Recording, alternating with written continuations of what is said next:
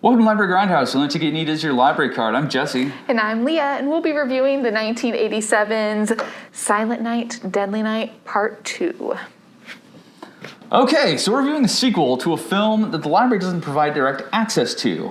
I bit the bullet and watched the first one. I bought the Blu-ray, and Leah has only seen the sequel. So Yes. We've come from two different perspectives on this film, so it should be interesting. However, Joe Bob Briggs thinks that this is a better movie to see if you haven't seen the first movie. So the question is, how lost were you, Leah?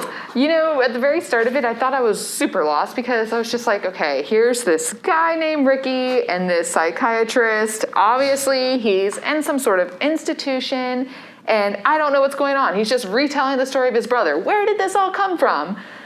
But after a while, I was just like, so was this the same footage used? What's going on here?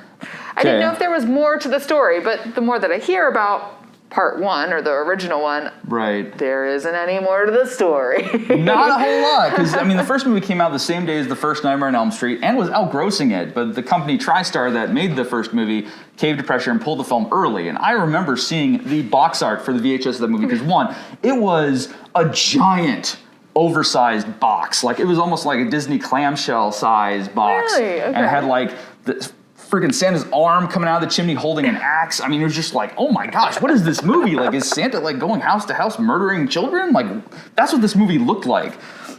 And so, of course, I'm sure the movie made tons of money on VHS because it seemed like every rental place had it. I could not escape that image. And so if that were the movie, I could understand why people were so upset about it. But the movie was not that at all. Of like just a bunch of children being murdered. I mean, it did so well on VHS that the company handling the VHS release wanted a sequel, but they didn't want to spend any money on this sequel. So the goal was to cut a new movie completely out of the footage from the first film. That didn't work. So they were able to shoot 45 minutes of new footage, and so we start with this movie where we get some new footage first of a dude sitting in a chair smoking, and Orley comes in giving massive hairy eyeball. Oh my gosh. Just like the side eye, the hair, it's just crazy. And he's setting up a reel-to-reel tape recorder. And so the Orley does not want to take his hairy eyeballs off the guy in the chair, who makes him jump with a lighter. Like, he's very on edge, which, given who Ricky is, this Orley is completely on point with being on edge. Absolutely, absolutely. And I feel like, I'm just letting you know, the actor who played Ricky, what was his name, Freeman? Eric Freeman? Freeman. He does the best dead eyes I have ever seen. You know how they always say that, like, you can tell a psychopath from looking at their eyes. Mm-hmm. Like, I was just like, that guy's a psychopath right there. I know, obviously, he's institutionalized for some reason, probably murdering or whatever, but something's going on with that guy. That was, like, perfect. He did the perfect just blank stare, and I'd be horrified if I was that Orley too. I'd be like, get me out of this room with this guy. Because we don't know. It's just the looks. I'm just like, whoa, dude. Like, slow your roll, man. Like, I'm just like, what is happening here? And that's when I thought, I missed something from the first movie. I missed, like, why he was in here to begin with. So, great. And technically you didn't, but that's a whole other thing. Yeah. Now the first thing I got to mention as well is that this shoe seems to have a huge shoe/foot fixation on the order of Quentin Tarantino in some ways. I mean, the camera keeps panning down for a foot shot of the next person to come into the room like it's some massive mystery. How dare we reveal the face of this mystery person coming in, because when you see it, it's going to be like bum, bum, bum. No, we have to pan down so you just see the feet. Then you see the legs, and so on, and then the face, and your mind will be blown. I mean, it's the only reason to pan down to the feet, but they keep doing it. I wonder if they do it just for the time. You know what I mean? Because they needed more footage. Oh so might as well, instead of just showing the face, it takes, a couple of seconds to pan up. Or either that, or else they were just trying to build suspense, but... I guess, but... Still, I'm with you. I didn't even realize that they did that. It's not the first time it's like, oh no, we gotta pan down. Like, it's not even like starting at a shot of the feet. It's like, literally it was the door, pan down to see the feet come in. I'm just like, are we supposed to be into these shoes? Like, do I want to like go to like the used footwear store and like buy these? I don't know. Anyway, so the Orley's ordered out of the room. And now the director is also the editor, which kind of makes a sixth sense given that this was kind of half an editing job, which I thought was interesting. I think that was when the credit came up for that.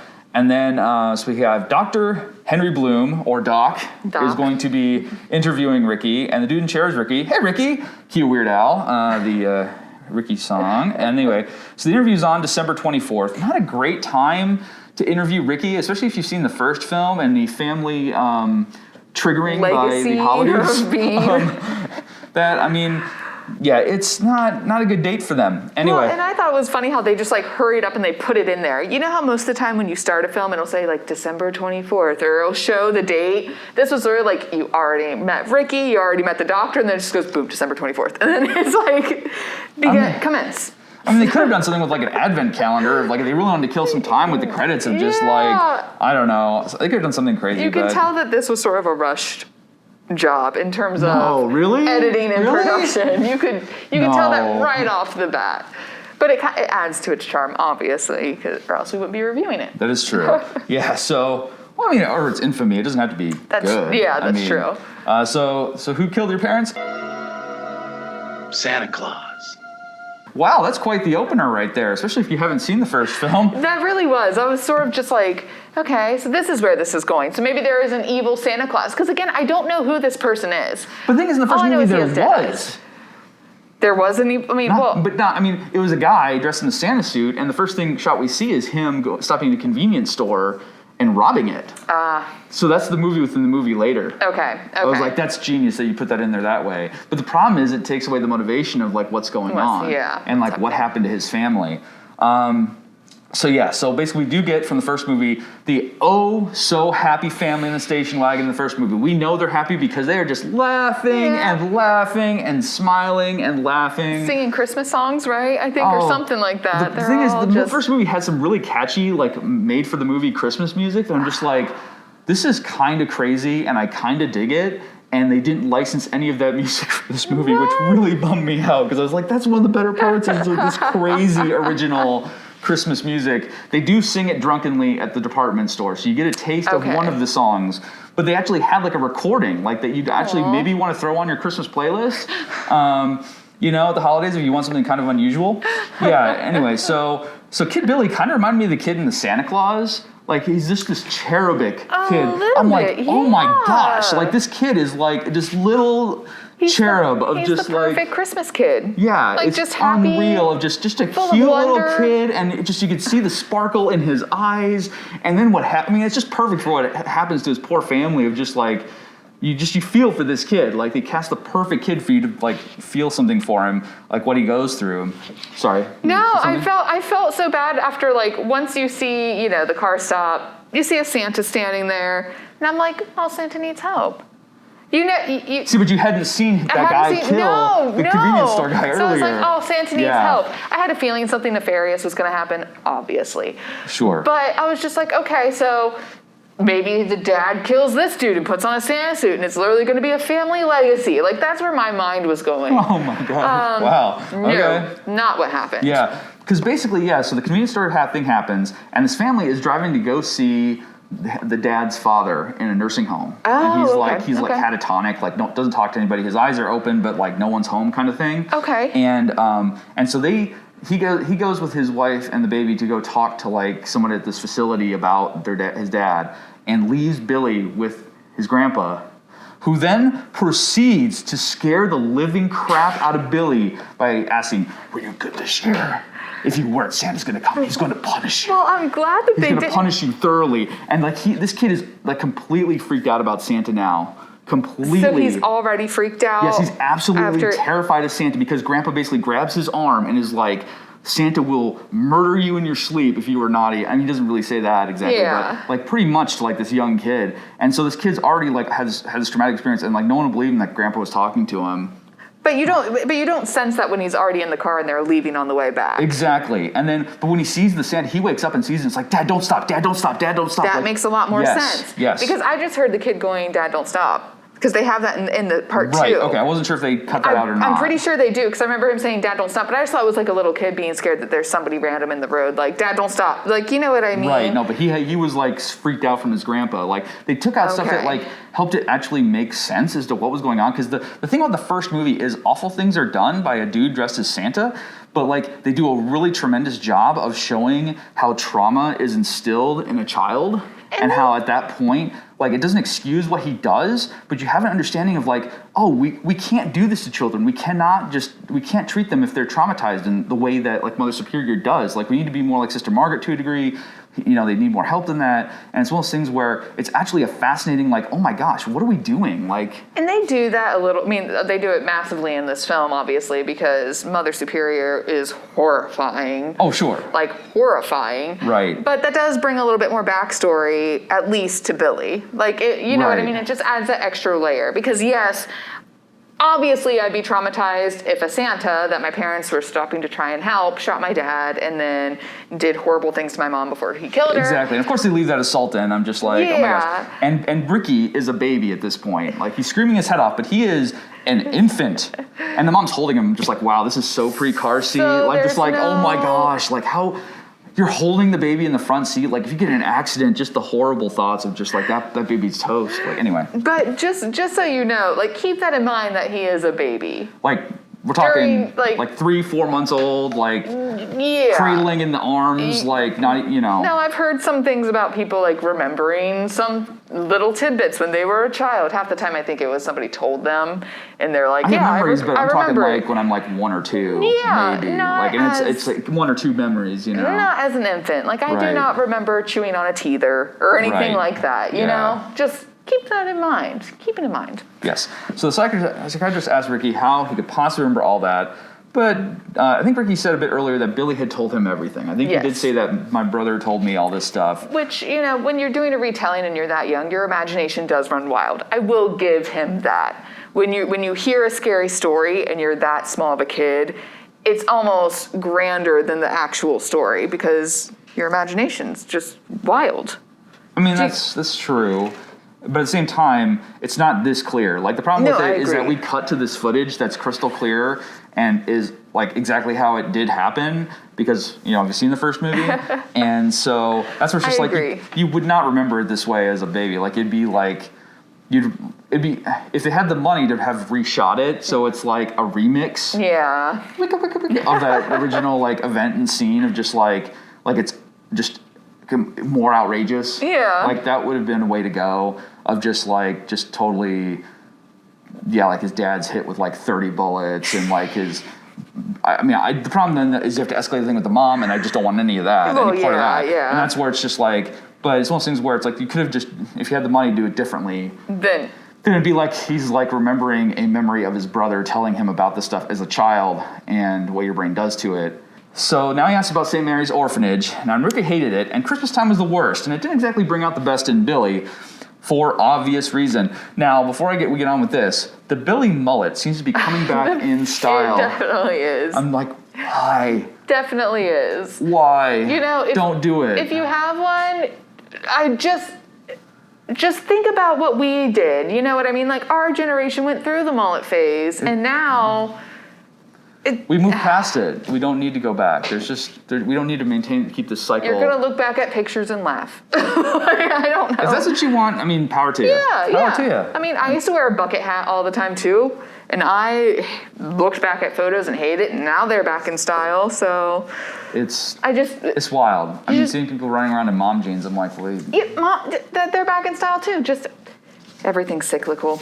it's weird. Including this movie. Everything is cyclical. It is true. Yes. Yeah. Right. Anyway. So now, sadly, he seems like a sweet kid who needs love, does. compassion, coping mechanisms, and structure and supports, and he got none of it because you can obviously tell he's so remorseful. He's so sorry for what he did, And I feel like it's almost more damaging. So there's Mother Superior who is Right. like just not great. She is horrible. And then there's Sister Margaret, right? Yeah, the younger nun. Who's Yeah. actually, you can tell that she has a caring heart.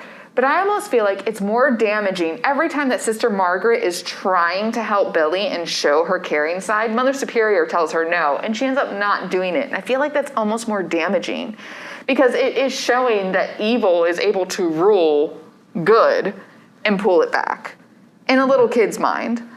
Well, it's just, I mean, yeah, or just good can only go so far. Yeah, or like that kind of thing. Because she's like, you should go outside and play. And so he went to go outside and play. He saw something he shouldn't, or that Mother Superior didn't want him to. And he goes outside. It wasn't his fault that he saw it. He was asked to go outside. He heard something. He went to go take a look. I mean, he's a kid. I mean, well, I feel like he's a human. Anybody would do that. What are those noises? Yeah, what's going on? Take a look, and then it's like, oh, it's two people having sex. Oh no, and so yeah. And I mean, the noises that you hear, it could have been somebody being hurt, or exactly, like, you know right, what I mean? Yeah. Like anybody would go towards that and see what was going on. Yeah, I feel like in his mind, it's almost like, okay, well, good can be stifled by evil. Yeah, and I can understand that, yeah. And it's also a back and forth. And eventually Margaret just has to cave and be like, fine, Mother Superior's going to get her way. Okay, well, she's going to tie you to the bed. There's nothing I can do. Because when he has a nightmare and he gets up in the night because he's freaking out, Mother Superior has him tied to the bed. And that was... Who does that? I don't know. That was almost like gut-wrenching to watch because he's just shouting like, please get me out. Don't do that. You know what I mean? Just trying so hard. It's wild. And I'm just like, what is happening? This Poor kid just drew the short straw for his Right. life. My goodness. Yeah, and so... But yeah, and I love the fact that when it cuts back to Ricky and Dr. Bloom, because it does that. It kind of cuts back to them telling the story. Yeah. I love how he... Do you dream? Dr. Bloom just goes, do you dream, Ricky? And he just goes, I don't sleep. Like, the over-the-top acting. The performance in this movie. Done by Ricky. I guess it's comedic relief a little bit because I was cracking up even after watching like a horrendous scene such as that, like a little boy being stuck in an orphanage and being mistreated. And all of a sudden just cut back to this like over-the-top guy. That was...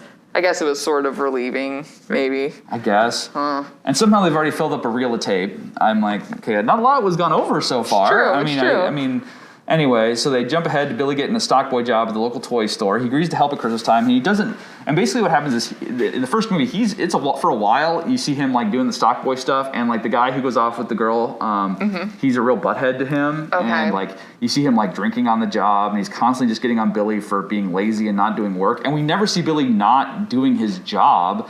He does eventually just kind of be like, I don't care about this job, but he doesn't seem to not be doing it. And in this movie, it literally set it up to be like Mother Superior got him a job to play Santa.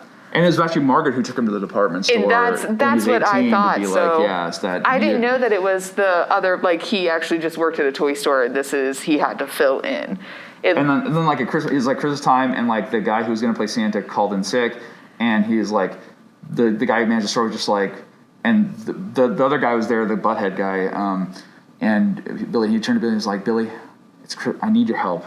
Will you help me on Christmas? And Billy's like, sure, anything you want. And that's before he knew that that's what it was going to be. Gotcha. So the next thing you know, he's in the Santa suit, and you're just like, oh no. See, I feel like this kind of does do a good job then for part 2.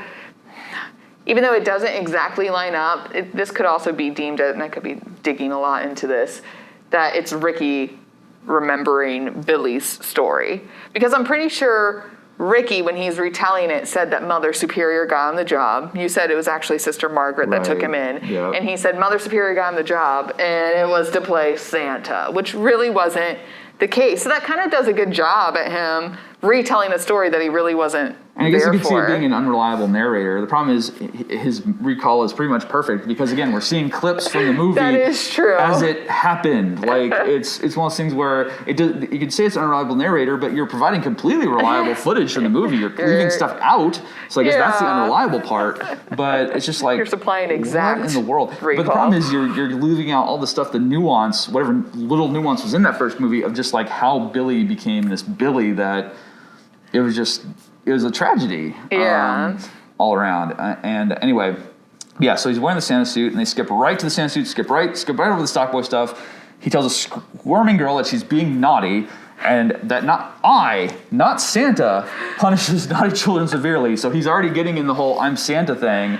I don't bring toys to naughty children. I punish them severely. He sure knows how to handle kids. He's great, isn't he? But the parents and his boss seem to think he's doing a great job. Because he's Nice really going, getting Billy. into character. Well, because the kids are just, They're freezing up. They're sitting on his lap, and in order when they're like And staying squirming still, around, and it's he's just- literally telling them like naughty children are punished. Yeah. Like whispering this in their ear, and then they stop squirming. And they're just sitting there, and they're like, oh, he takes the best photos. He is the best Santa. Exactly. The kids are being so still. Look at that. How does he do it? And I'm just like, that is horrifying. It was almost like a Naked Gun thing of just this manager being like, all right, Billy, great job. And I'm just like, oh my gosh, this is crazy. Horrifying. So they don't have any of the songs as far as I can tell, which really stinks. The songs are a fun touch to that first movie, but I guess we get some drunk singing in one of the songs, and then his crush, and they skip the part that he kind of has a crush on her, like. Yeah, I didn't know that he had a crush on her. He dropped something, I don't know if the butthead like made him trip or something like that, and he dropped a bunch of stuff, and she helped him pick it up, or he accidentally knocked something over. Anyway, she helped him out, so she's the only person there that's actually like kind to him. Okay. And so okay. he likes her. He doesn't, I mean, obviously he has a messed up view of everything from sex to Santa. I was going to say, this so might just be the first person who's nice to him, like outside of the orphanage. Pretty much. So He's he not a falls nun. hard. And so, yeah. And it's. Hard. I don't know why I just said he falls hard. Yeah, I mean, it's like, of course he'd like her. I mean, so it's one of those things where she seems like a sweet person, but then she goes off with that sleazeball, which is just like, oh my gosh, like I'm upset about it. Like, I mean, not murderously upset about it, but it's just one of those things where it's like, come on, really? I mean, you know that guy. You work with this guy. You see him every day. You know he's a butthead. That tends to be a trope, is, you know, the nice girls go off with the buttheads. Pretty much, and we'll get to that in the next movie. But anyway, so yeah, so they skip the part where all that stuff about the crush and how mean the coworker is to Billy and everything. So he snaps, becomes Vengeance Santa, who must punish the naughty, and even his crush, who wasn't happy about Billy killing the scumbag assaulting her. So that's what I mean. So I got confused for a second because I was like, okay, so he's only killing the naughty people, which, by the way, when he says naughty, I immediately thought back to Velocipaster and the Hungry. Hungry! Like... Yes, and it also made me hate the word naughty in ways I didn't think I could hate that word. But it was just like he naughty. Like every single time, like he would mutter under his breath before he went on a killing spree. But you're right. I know that you say it. Yeah. See, I was just like, instead of going hungry, like he was just naughty and then killing people. But what I didn't understand was at first, why would he kill the girl? Because she technically wasn't being naughty. She was like stuck in telling the guy no. But then I guess afterwards, after he killed her, she was like, what the heck? And started you're crazy, you're whatever, and like hating him. And it's just like, but why? I rescued you, like I saved you from this guy who was. But at the same time, like she wasn't necessarily being naughty. I mean, I feel like anybody would be like, what? You killed somebody. Yeah. But then again, he is, At this point, he's off the rails. Yeah. And if you're not for me or against me, basically, like if you're not down with me punishing the naughty, then you're naughty. That makes sense. I think that was more along the lines, and thankfully they cut out the whole the gruesome part of that. Where really? It was a box cutter, and he basically slashed up her stomach. Like it was not as gnarly as some box cutter scenes I've seen in more modern movies, like Green Room and Drive come to mind. Drive was a straight razor, but anyway, close enough. But anyway, it was still brutal, and I'm glad they at least didn't leave all that in. Now, Billy's having trouble sneaking around with all his bells, which I thought was an interesting touch. Yeah, that was pretty funny. But Ricky says basically this wasn't Billy's fault, it was Mother Superior, and that Billy's punishing the naughty, as he should have been. And let's see here. And then that darn cat at that one house with the couple making out on the pool table. And like, once again with the cat. The cat? Like, the cat that she was like, it's the cat wants in. I gotta go see if the cat needs in. Oh, yes. Okay, I was like. So now we're at another house where like couples making out on the pool table, right? And it's. Because he's on his way to Mother Superior. He was already like, that switch has flipped in his brain. He is in Santa murdering. I'm not sure how he knew they were being naughty in that house because they're in the basement. Well, they even alluded to that because Ricky, it was like, I don't know if it was a voiceover or what, but Dr. Bloom was asking Ricky, like, so how did he know who was being naughty or nice? And he was like, I don't know, he just knew.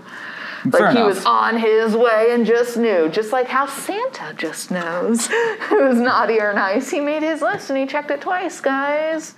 I do appreciate how the door is made of cardboard. Yes. The biggest door of all time. And then it's like he like picks her up and it's like after he throws his axe and it's stuck in the wall, it's like, okay, so what am I gonna do with you? And he looks around and then there's the antlers, which that's an iconic kill. And Final Girl Support Group makes a pretty gnarly use of that. This was another one of those that clicked in with some of the books that I've read that pay homage to a bunch of horror films. I was like, okay. The funniest part that was the boyfriend walking in. Okay, there's a girl hanging from antlers, dead. Assume the room's darker than it looks in the movie. But the guy just walks in and he goes, where is she? Where? And like, she's right here. And the Halloween thing of just like, This is some kind of joke. I'm gonna kill her. Yeah, and I was Right? like, ooh. Oh, I know, right? Words to regret. It's like Halloween all over again. I'm gonna kill her. Yeah, and then look up, and there's the feet thing again. You do see her dangling feet. Yeah, so, the feet, Halloween, yeah. You I mean, know? obviously that was a while before this one, so. Well, I mean, even inspiration. before feet. Like Right. it was another. Yeah. It was another foot But that was the shot. first movie, not this one. This Oh, this okay. is the one that had the foot thing. The first movie didn't Yeah. really have a foot thing. Okay. They actually knew what they were doing and had money to do it. Anyway. So Kid gets a good hit on Billy, but then he stops to call the police. We get a realistic plate glass window kill in terms of leading to serious, possibly lethal injury, which a lot of people go through plate glass windows and it's like nothing happens, whereas this guy, it's like glass like all through him, and it's like, that's more realistic. So I appreciated that. Yeah. So the police are trying to find Santa, and they draw guns on a dad surprising his kid. Which I thought was so funny how this dad is climbing through the window. Like you see a ladder going up to a second window and a guy in a Santa suit climbing in, and it ends up being her dad. And I was just like, there are people out there that go like that far? Like that'd be great. Well, it's great, but it's like at the same time, it's like she figured out pretty quickly it's her dad. Daddy? Yeah, it was like, I guess if the lights were off and like he just left out the front door, but I'm just like, that's not very But then magical. again, Like that you could back also- yourself into a corner. That could also be kind of creepy, like woken up and there's Santa in your room. Exactly. You're not supposed to be in my room, That you're could supposed to be go- giving me presents. Yeah, that could be go very wrong, very fast in all kinds of ways. Not including Gremlins wrong, which if you remember that, Yeah, I the do infamous remember that, monologue, yeah, yes. yep. And then I love Ricky's line. Daddy. Daddy almost got his present earlier. Oh man. So good. Ricky is good Ricky, with the puns. oh my gosh. He's pretty punny. Now, a couple of nerds are going to go sledding on the lamest, flattest piece of ground I have ever seen in my life. And they say this is perfect virgin snow. I'm like, it's all packed and pocked to crap. Not. Yeah, It no is- way. Yeah, it is. I have no idea what was happening there. So the bullies beat them up, take their sleds, and they are super psyched to sled, and they're at least 35 years old.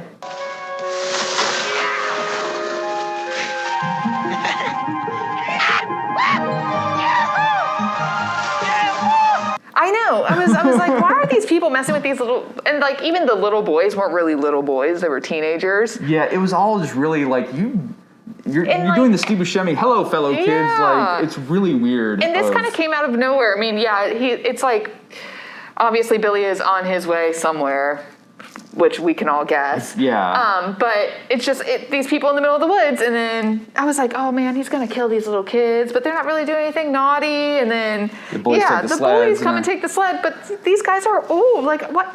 Who just goes like, I'm gonna go out and steal some kids' sleds? And you had to like they each needed to be holding like a bottle of like liquor or something, and like Well, it's so like- they are drunk off their butts, and so like I guess they would steal a sled when they're But you yeah, know, but I was like, what are something. these people even doing in the woods to begin with without sled? Like, if you wanted to go sledding, are you? And when was you went it to your sledding, you mission? go to an actual sledding hill. This is not a sledding Yeah. hill. This is a slight Well, incline. obviously it was a hill because he had to be going pretty fast for The decapitation. What is the decapitation.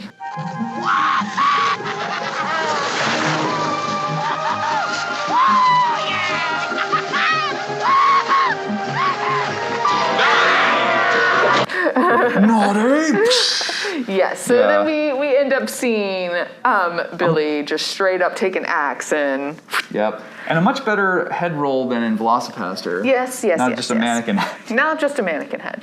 Yes. So the young nun figures out Billy's going back to the orphanage, and Mother Superior has a huge thing for Santa. Huge. It's kind of crazy since nuns should be probably more into Jesus, or you I know, agree, right? yeah. Like it's. I mean, maybe a prayer of thanks or something rather than a letter to Santa saying thank you, or a prayer to Saint Nicholas if he's officially recognized by the church. Something other than Yeah. like, you will love Santa. You will learn gratitude. Say thank you to Santa Claus. I want each one of you to write a nice thank you to Santa. That Yeah. is really weird. Unless I mean, she's equating like her love for Santa for the love of Jesus' birthday. question mark? I mean, it's a little weird. I mean, I don't know. I'm just a Reformed Catholic, or Lutheran. But anyway, so it's one of those things where I may not understand the love of Santa don't- in the Catholic Church. I don't know. I mean, fair enough.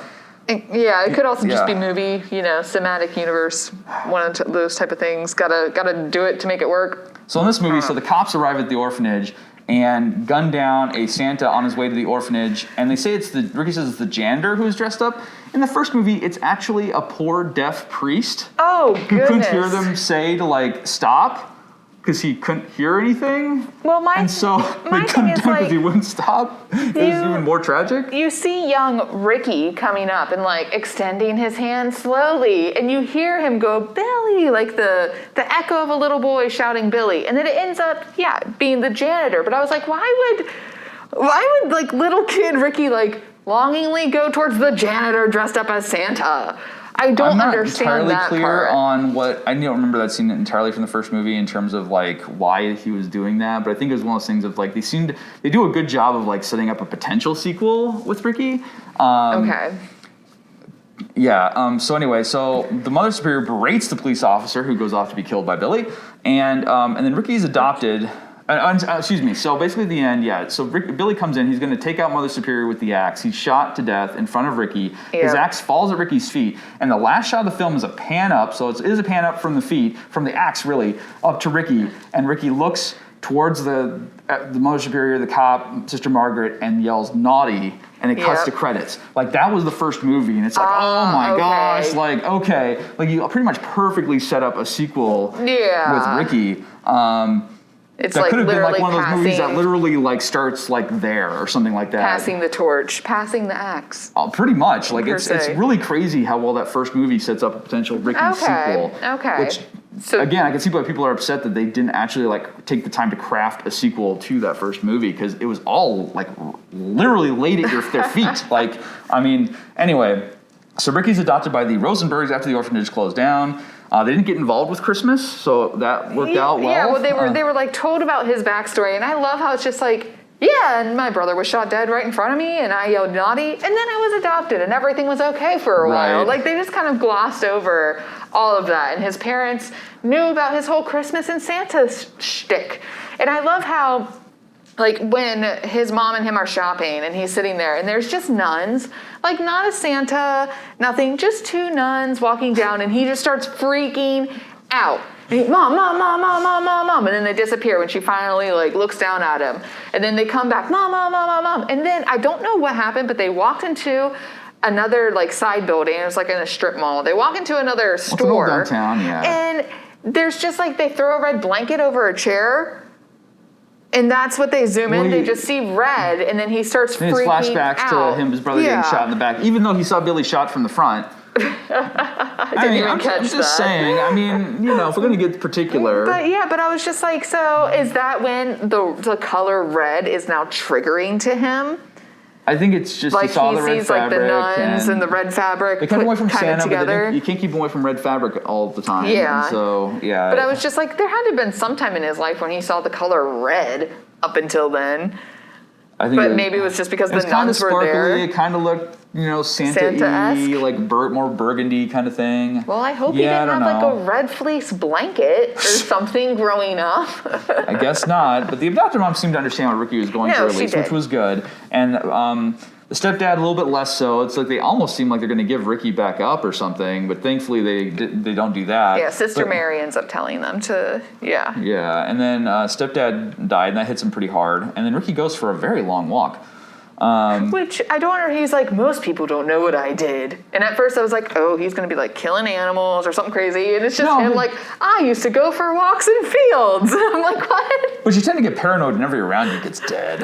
Yeah. That's life. I'm just like, oh my gosh, the lines in this movie. So on this walk, Ricky comes across a couple on a picnic date. And wow, I'm like, this guy is weird and comes across like a butthead. But he kind of seeks consent, which I'm just like, okay. But then he goes right and goes full on awful when she's like, yes, but not right now. And he's like, oh no, I'm having none of this. I'm like, oh dude. Well, he like hits her and obviously like attempts to do things with her. Right. And then he gets up and goes, I'm going to get a beer. Don't you move. And the girl doesn't move. She just sits there and she's like, I guess I'll wait until he comes back. And I'm like, what? And then Ricky has perfect flashbacks to his mom being assaulted, even though, again, he was a baby at the time.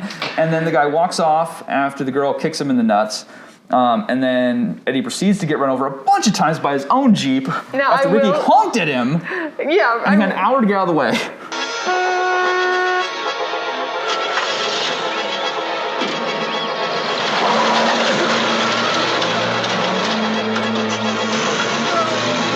I will say, though, to Ricky's benefit, I guess, He does the double tap. He does the triple tap. He does the quadruple tap. And by that I mean he runs over him multiple times just to make sure when he gets out of the car, you have like the hand underneath the car, like the hand with some ketchup on it, like giving up. Like he looked like he just got a little too messy with his hot dog or something. Like, and then Ricky just like smiles, and then the girl in the background goes, "Thanks." Yeah. See, that's how what's her face in the first movie should have acted when he choked out the other guy. That is true, because he didn't go after her. He just kind of goes, and then walks away. Exactly, so she was nice. She reckoned it as righteousness, and that's what Billy wanted in that first movie. At the same time, like, what's going to happen to the guy? Are the cops going to be called? And the girl's just going to be like, oh, I don't know. He ran himself over. Like, what?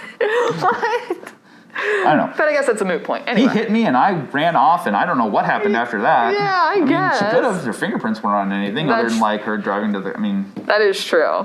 But I love how, and it was a red truck. So I noticed after that red blanket was put over the chair, or whatever that was with the nuns. So you noticed the color red. There's a bunch of red then that comes up in every single one of his murder scenes. So I was like, so I wonder if that really is the trigger. Like it was a red truck. I think they were laying on a red blanket too, like the picnic blanket. But then again, it really is as simple as the naughtiness. Well, yeah. But I just like how that was like another layer. Like, okay, so Billy just literally went Santa crazy and murdered anybody naughty. Now all of a sudden, Ricky, he's triggered by naughty and the color red.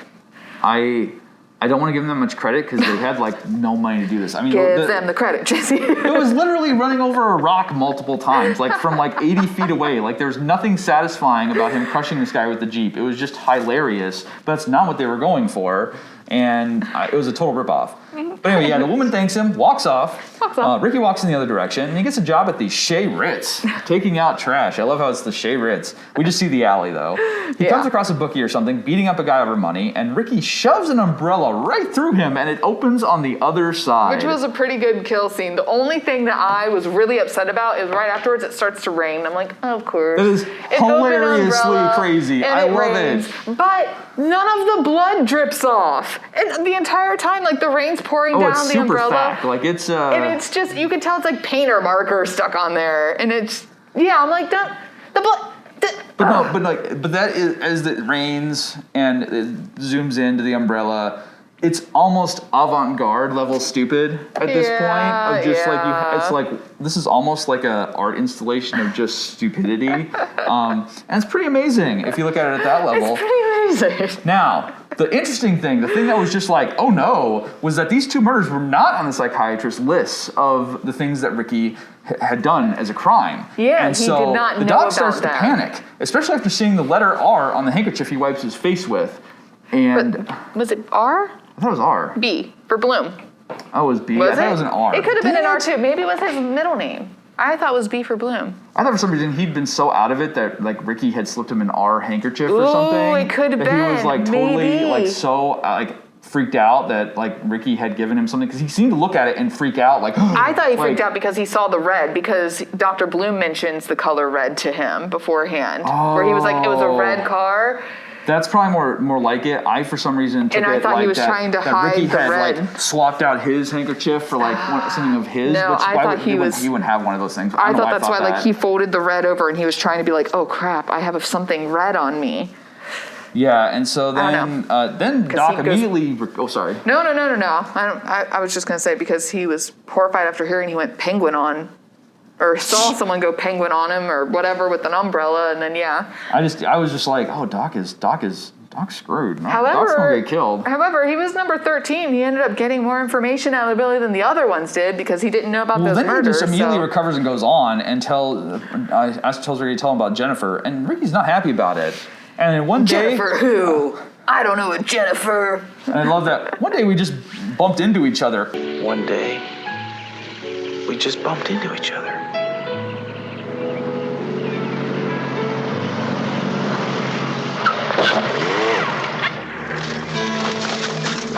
Literally. She rear ends his motorcycle because Ricky is now a full-blown greaser out of a Stephen King story. I could not believe this is Velocipaster. I'm surprised they didn't do a we just ran into each other joke in the Velocipaster. That's the one thing they didn't do. Velocipaster 2, we just bumped or ran into each other, and literally it happens. for part 2 that has to happen. But once more, we start with the feet. I know. I was just ready to say that. I guess we do. We start up with the feet, and it pans up, and Jennifer's legs, and then you see Jennifer. And I love how she's just like, "Are you okay? I must have not seen you there." He's literally laying on the ground on his motorcycle. I come from a family of motorcycle riders. When you fall on a motorcycle, you can't push it. I mean, obviously, I guess Ricky's a huge guy, but you can't push it back up. It is not a little thing like, well, you tipped over my motorcycle and you hit me. Ha ha ha. Yeah, no, it's such a meet cute is so out of place in this movie. Man. It's crazy. And so I guess the biggest thing is that he thought that she was a virgin like him, which sounds like that's going to end up being the problem. And they go see a movie, and the movie Chaos sounds like a great Grindhouse film. Like the audio sounds wonderful. Ricky, and it's just the preview. I know. Like, there's a preview for this, and it's literally the overview is like, murder, rampage, blood and guts. And you just see Ricky like, yeah? Like, he's so... Tell me more. He's so into this movie, and Jennifer... I love a good preview, but... Yeah, but Jennifer's just like, okay, right? whatever. The red flag meme, you know, it's totally, but there's a butthead at the back of the theater, and he's a butthead. And they use the opening of the first movie as the film within the film where the Santa robs a convenience store, which I have to give them some credit for a brilliant reuse of that footage as a movie within the movie. I shouldn't. But I was genuinely surprised to see that scene put back in. I didn't realize That's actually how the first movie opens, is with that convenience store robbery. I thought literally they like went to a movie about a killer Santa, and I was like, they remade a movie about his brother's life, and he just didn't even realize it. I was wondering if that's how they were going to play it. Like, oh yeah, you remember those Santa murders, like 10 years ago or whatever? And that's why I was like, oh no, he's going to be triggered by this. Yeah, I wondered if that was what it was going to be. So then Ricky storms off because the butthead, and the ex-boyfriend immediately like pops up behind her like, hey baby, it's like, wait, what? And I will say, the ex-boyfriend Chip is so cringy. He's so just like, down to just every little thing about him. I'm like, why? He's such a preppy weirdo. Yeah. And like, I love how she lays it all out for him as to like everything like that's wrong with him, and he's just like, so what are you trying to say? Yeah, exactly. He's just so full of himself. It's ugh. And then I love how like he just looks over and the girl who he's with is there, and like just waiting, like, what is going on? Like, she doesn't even get mad at him. She still loops his arm through him and walks away. I'm like, yeah, it's obviously, just all that, whatever this guy's name is, all that's just him. Yeah. You know, he's a philanderer. It's just who I'm dating, and it's just like, that's just gross. Gross. Yeah. So Ricky kills at least one of the buttheads, and then I guess the ex-boyfriend's, Roxanne is the girl. And then he just comes back and like watches the movie. There's like 2 dead people in the movie theater, and nobody says anything. He just comes back and literally watches the movie.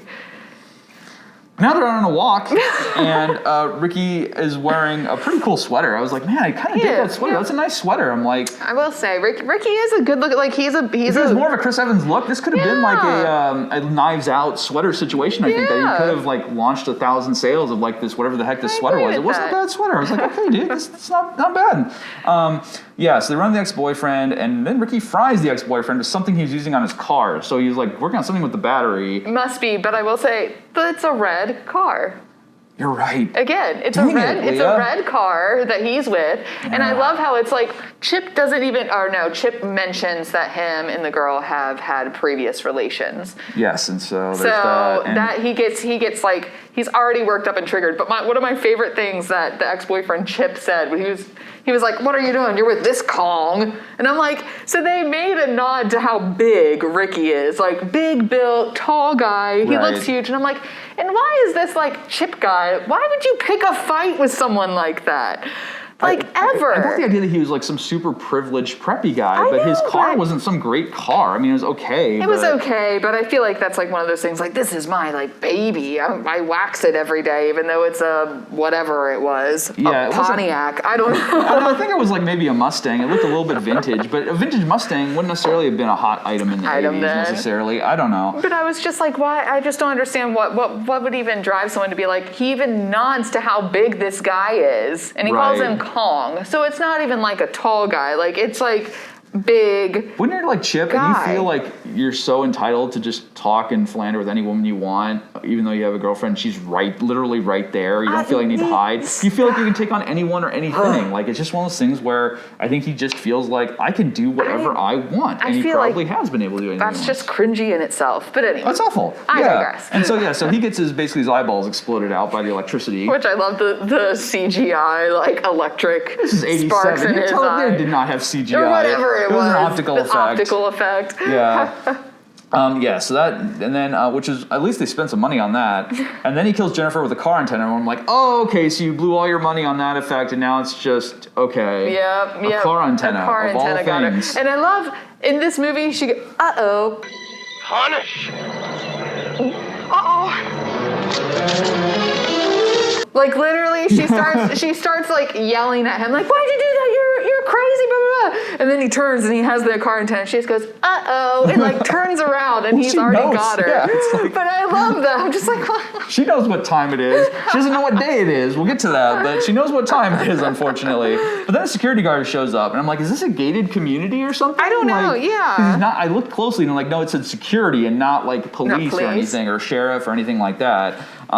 So the guard's an idiot, somehow gets shot in the head when the gun was pointed straight up, and that takes some doing. He just grabs it. Well, the gun's literally pointed up when it fires, and somehow that bullet like did a magic thing of like at angles. I thought he was pointing it towards Ricky, and Ricky just grabs. Ricky pulled it, pushed it up, it fires straight. Right. But like it didn't angle back. I thought that he like angled it all the way back. I didn't even catch that. Yeah, it was wild. I'm like, wait, that gun was pointed straight up. But anyway, so that takes some real idiocy there, and or magic bullets. But now Ricky has a revolver. Ho, ho, ho. Oh boy. I love his little, like, he like laughs maniacally, and all of a sudden then he's straight faced.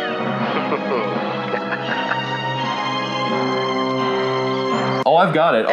Yeah. And then he goes back, I don't know. Yeah, no, so then a poor guy is bringing out his trash cans to the curb, and that's when we get Garbage Day. Garbage Day! Huh? No! He says it, you are right. He says it in the... There's just some inflection. There's weird. It's like it isn't just like Garbage Day. It's like there's like some weird. It's like he has like sort of a wobble in his voice, but he's still weird. Yelling. Like, is it a question? Is it an exclamation? Like, it's a weird. I don't know, but that's when I was like, okay, so these people are literally just living their life. None of them did anything bad, and he's shooting them just for being out in the open. That was another question that I had. It breaks with the continuity of what he's doing. Exactly. And then you see this little girl on a bike ride up, and she accidentally hits him because she doesn't realize apologizes. But she apologizes, and he just goes, that's all right. Or he says something like, you know, tut, go back on, small child. Right. After he blew a guy away on his porch and then killed the trash guy. Yeah. And it's like, but... The guy was just on his porch. The guy was just bringing out his trash cans. They weren't doing anything. They weren't being naughty. Like, why couldn't he have, like, I mean, it was like the kind of the late-ish 80s, and like recycling was starting to be like more like mainstream. So like, what if he put like a aluminum can like in the trash instead of the recycling? You're not recycling naughty. Yeah, something like that, where it's just like, or he had a red trash can. Anything. Missed opportunity, Mr. Editor. Yeah, Director. so that's where I don't know. Yeah, and then I'm like, whoa, they flip and blow up a car. They flip and by blow the way, up a car. that stuntman, so they blow up this car, and the entire time, like, I'm watching this stunt guy, and he actually curves away. It's like that close to that guy. The car flipping. Oh, because, really? yeah, the car Okay. flips over Ricky, which you know is a stunt guy, you know, and it just crashes. But literally the entire time I'm like, oh, like it's gonna hit really? the guy. I didn't even pay that close attention to that. And then of course I started looking up statistics for how many stunt people like die on movie sets, and it's really sad. Oh no, it's Womp, a dangerous. womp. Sorry to job. bring it down as notch, No, but it's pretty bad. Yeah, I mean they need an Academy Award. I mean the only thing with the Academy Award I'd worry about is obviously that people would then be encouraged to make even more elaborate, outrageous stunts.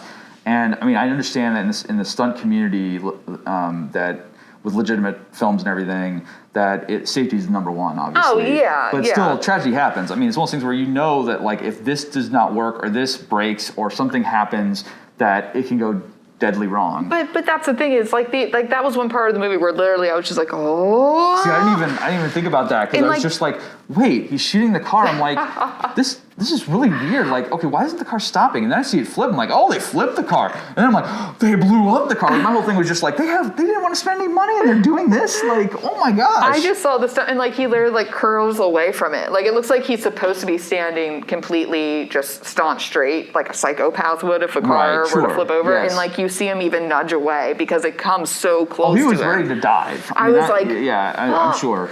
And then we, of course, maniacal laugh. It's like the Muppets, that joke in the Muppets of just like, oh my gosh. He has a decent maniacal laugh. Yeah, not to him. He does a very good like laugh and then straight face dead eyes, and then laugh and then straight face dead eyes.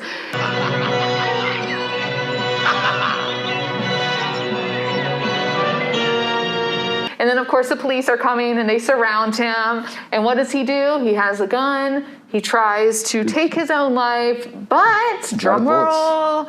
Out of bullets. Out of bullets. Young and stupid. That was my problem. That was your problem, Ricky. Okay. You shouldn't have shot random people who were being naughty. But they stopped him before he did what he had to do, and we see that Doc has been choked by the reel-to-reel tape and is now dead. Yes. And Ricky kills a bell ringer for her Santa suit and calls Mother Superior on a payphone.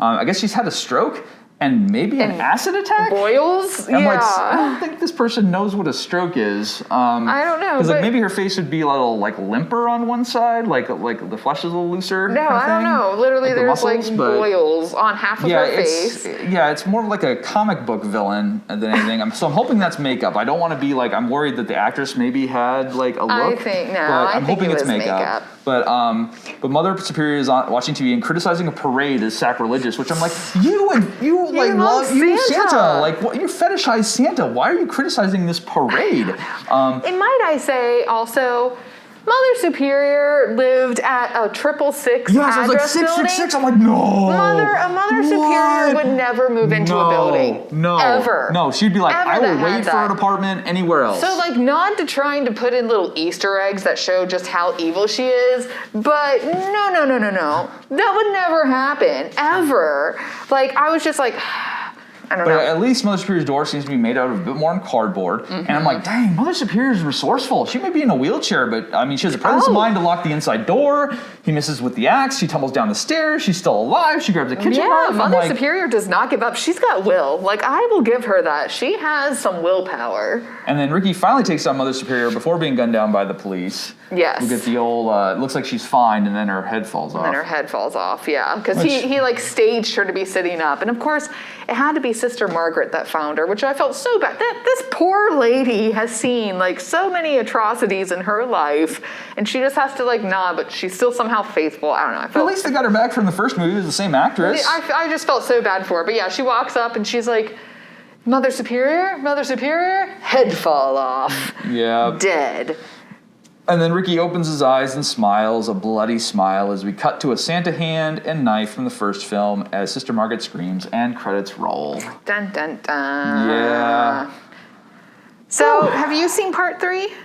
Or 4 or 5? I have not, or the remake? No, I have not. They're on my list. I was hoping to watch them before this, but from what I understand, it seems to get pretty wild. I thought I could have seen something about telekinetics, but maybe I'm thinking of Friday the 13th Part 7. But yeah, it looks like they get kind of wild and off the rails. See, I wrote down I didn't know that they even had a remake of this. The remake one that came out, Silent Night, I really want to see out of curiosity because it's like basically... It's more of like a Desperado situation where there's like this legend of a Santa a guy dressed as Santa goes town to town and like murders a bunch of people and then leaves the town and goes to the next town.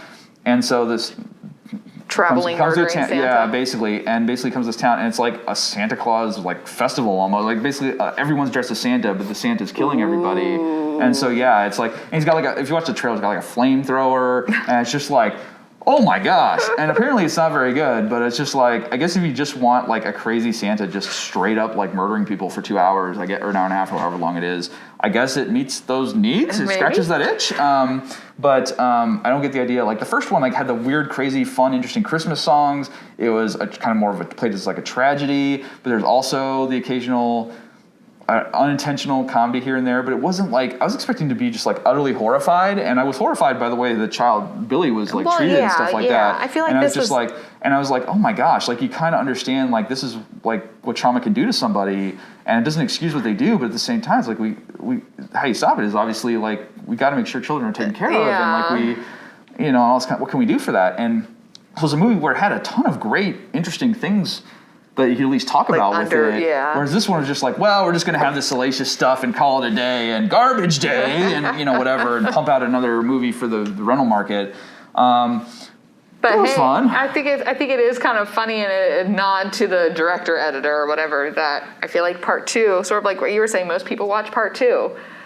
It is the one that's like available. Yeah, most people skip over the first one and just go straight to the second one because it has essentially the condensed full first movie. You get a pretty good amount of the first movie. You don't get any of the nuance or anything of it, but you do get some of the highlights. You do get the tragedies still with poor Billy. Like you do see a lot of Mother Superior just straight up being relentless and torturing Billy. Which I guess is enough, but still. But yeah.